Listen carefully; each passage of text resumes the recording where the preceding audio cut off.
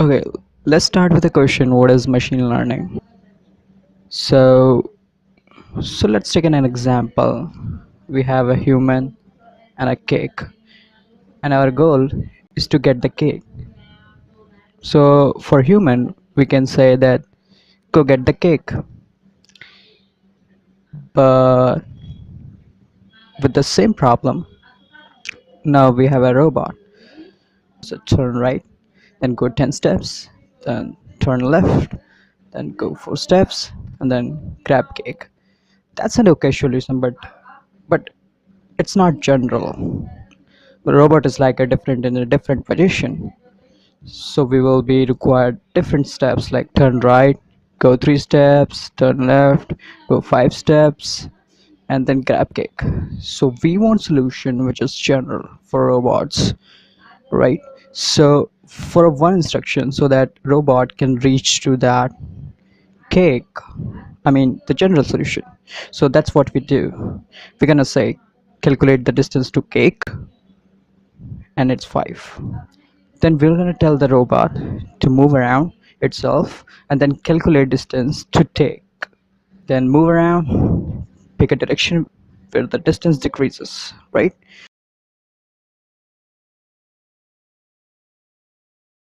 Now it's 5.3 and then 5.8 distance. So it realizes the best distance is to take a step in direct direction. So which is 4.5.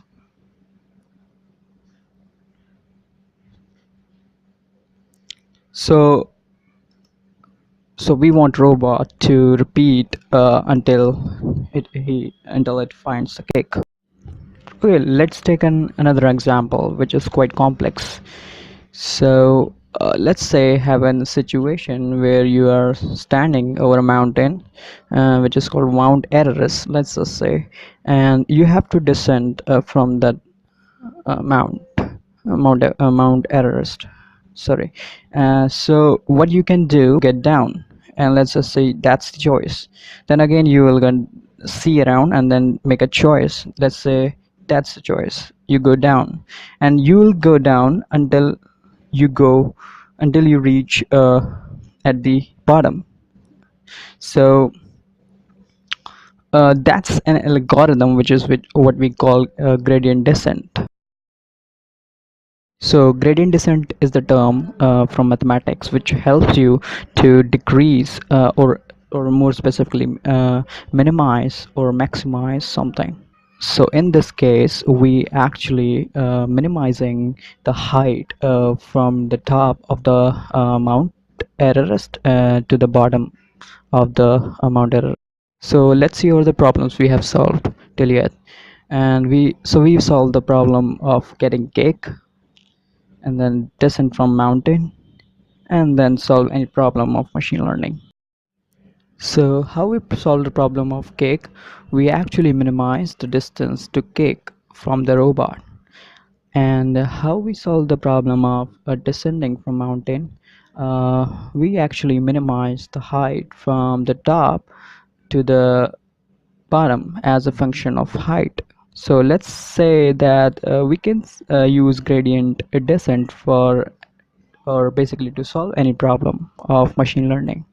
So for that we have to define a error, and that error we have to minimize it. So this is how we solve various problems in machine learning, like playing Go, or like more like playing Jeopardy, or the most relevant is the self-driving car, which is recently is a big problem. Or you can see many more things like checking out whether the mail is spam or not, face recognition system, and the stock markets, and various medical problems.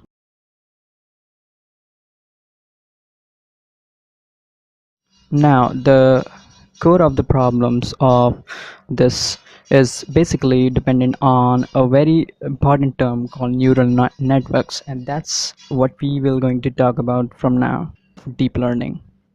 So what is the first thing comes in your mind when you think of neural networks? Well, when I come to know what exactly that term is, I had a visualization like this. It seems like it looks like more complex and you can visualize it. So this is actually basically an actual neural network, some kind of input layers and some nodes and some knitted, I don't know what, but we're gonna talk about it in details. So we're going to understand it in a very simplified way.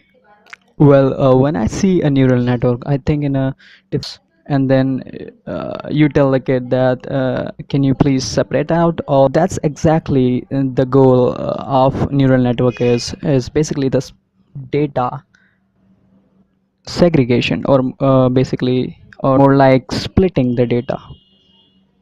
So from that point of view, we're gonna teach computer how to split the data. And how we gonna do this? We're gonna do this in the same way that how we solve the problem of cake and the Mount Everest. Just like we minimize the distance in case of cake, let's take an example. We have a data, let's say we have three blue points and we have three red points. So how we can efficiently separate these data and teach the computer to separate this out.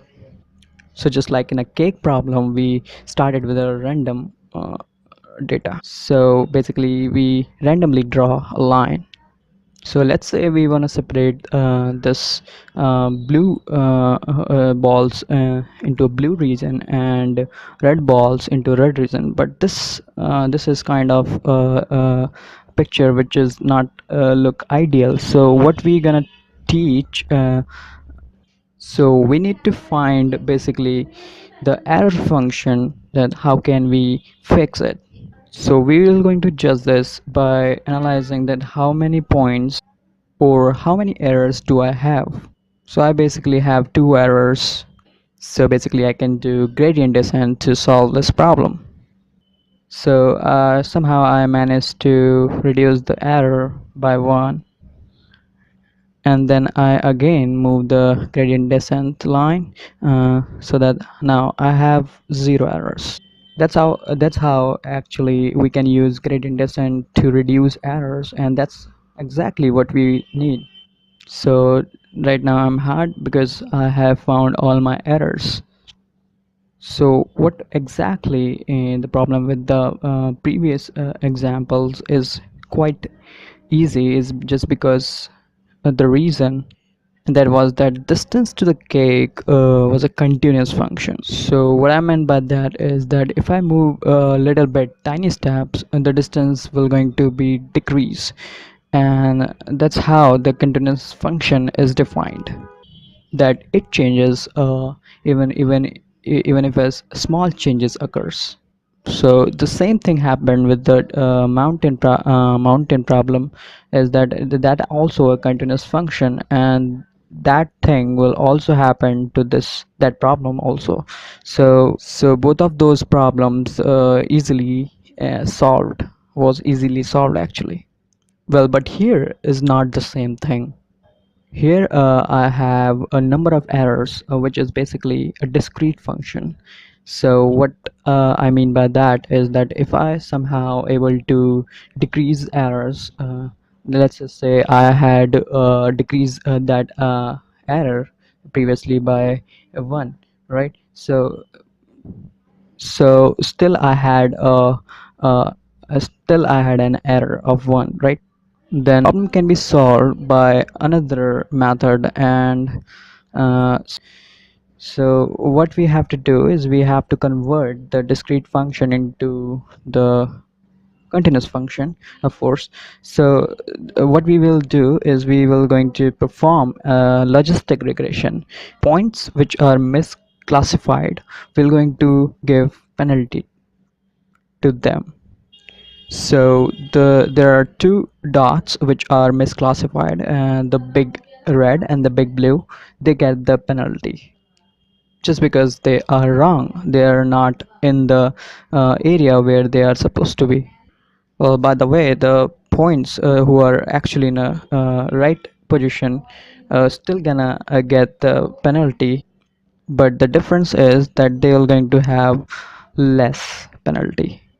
And then we're going to add these penalties to find our error function. Add these again, I get very less error.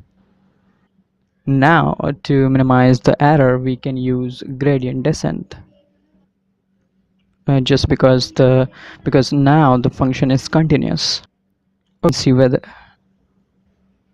so what we will going to need is we need the whole probability plane, which will going to show us that which points are more likely to blue, or likely to blue, or more likely to red, just like in a very red region as you are seeing, and more unlikely red, or the 50-50 solution for that.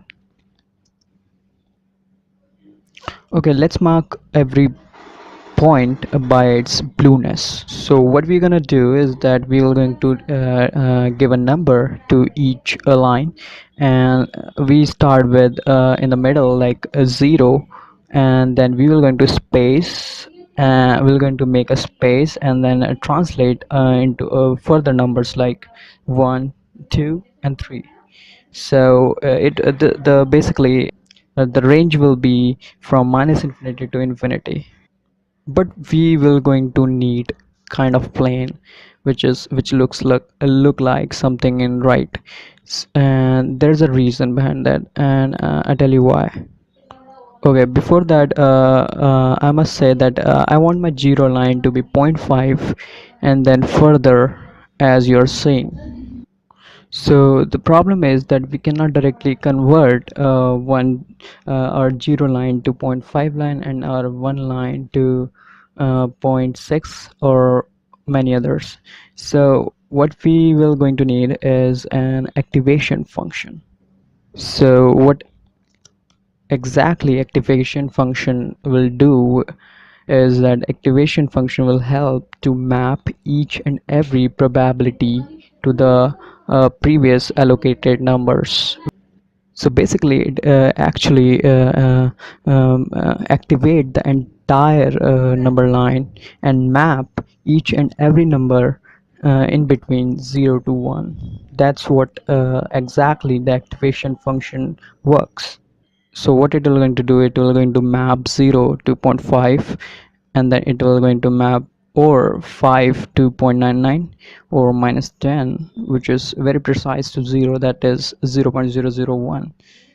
So if you know maths, the formula for activation function, so we will going to find the probability of the number for being blue or red. And every plane has been assigned a number between 0 to 1, and that's how we will going to analyze which that what is the probability of a dot for being blue or being red. Okay, let's look at these 4 points. Let's try to calculate some probabilities. So let me think of a random solution, uh, but uh, but a random line that tries to split the points and and gives the whole probability distribution. Okay, now look at the point at very left, which is which have actually probability of zero point 0.1, of course, because that point is located in a blue region, and that's why the point has very low probability. So the probability of being it's blue is 0 0.1.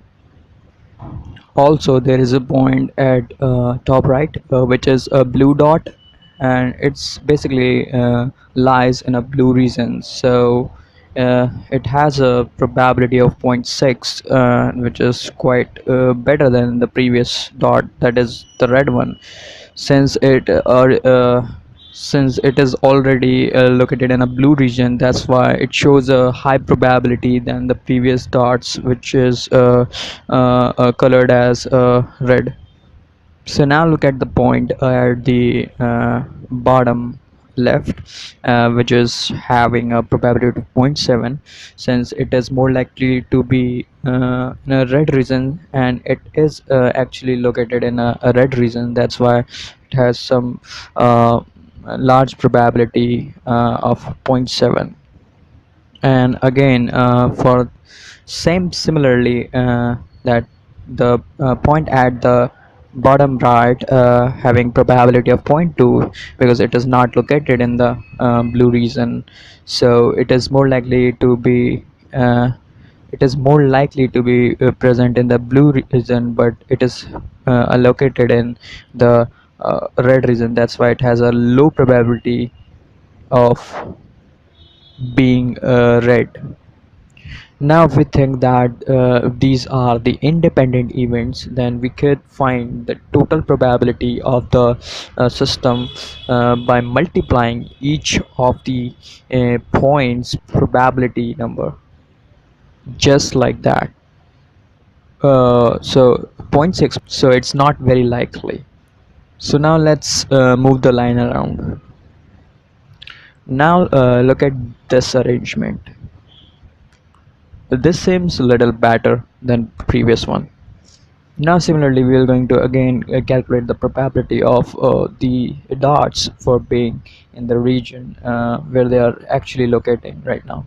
So yes, this is basically the probability. Uh, Now it is increased somehow, because the probability of a red dot for being in a blue region is really decreasing. The probability of red dot of being in a red region of course increased, and that's zero point 0.8. And also the again the second red dot also has increased its probability for being in a red region. And similarly with the blue ones also, it they also increase their probability for being in a blue region. So basically this is a correct split of data, I guess. And then okay, so let's prove it that it is a better solution for the than the previous one. Sorry, let's multiply all the probabilities again. Okay, so the probability is 0.3024. That's actually more likely. So this thing is called maximum likelihood. Okay, now calculate our error function while comparing these two models of data. So what we have two data, and we have two probabilities. Okay, so how we are going to get uh, evaluate the error function? Here's a question: how we can calculate the product of the things into the sum of things? That's basically a question for you. Let's try to just try to think, and then just pause the video, and then just think for a few time, and then okay. Well, we create log function.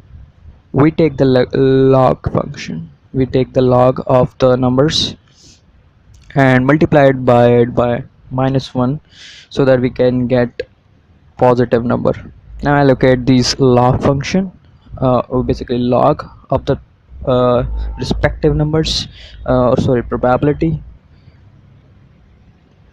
So from this we can conclude that if you have a higher probability, then you should have less, you should have to minimize the error.